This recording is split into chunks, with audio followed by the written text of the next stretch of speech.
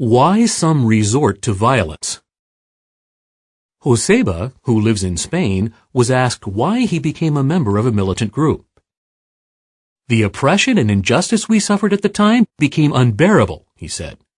In the large city of Bilbao, where I lived, the police would come in, beat up people, and arrest them.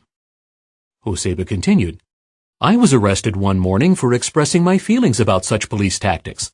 I was so angry that I wanted to do something violent if necessary, to remedy the situation. Oppression and revenge. While not justifying violence, the Bible acknowledges that oppression may make a wise one act crazy, that is, in an irrational manner. Ecclesiastes 7:7. Many become outraged when they are mistreated on the basis of their race, religion, or nationality. For instance, Hafeni, mentioned in the preceding article, said, Our land was taken from us by exploitation. Animals fight for their territories, so it seemed natural for us to fight for our land and our rights. One militant suicide bomber, in a statement published after his death, said, Until you stop the bombing, gassing, imprisonment, and torture of my people, we will not stop this fight. Religious motivations. Though militants are often motivated by secular causes, they frequently engage in violent acts for religious reasons.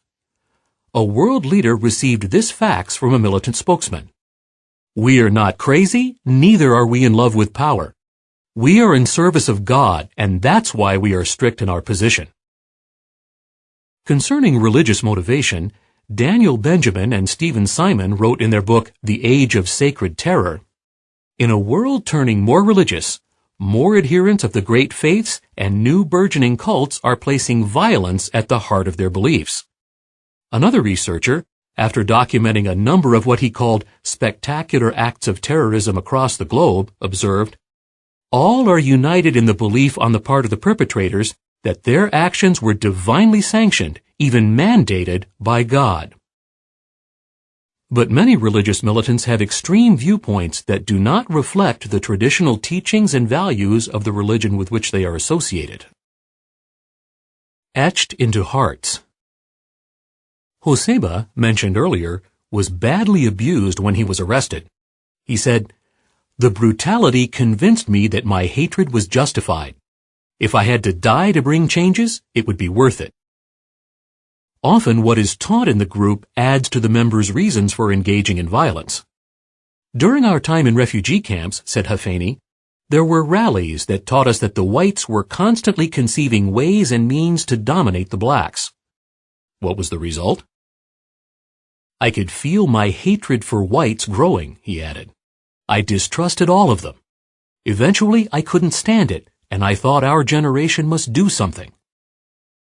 Surprisingly, despite such strong positions, both Joseba and Hafeni changed their entrenched feelings of hatred and distrust. What was it that reached their minds and hearts?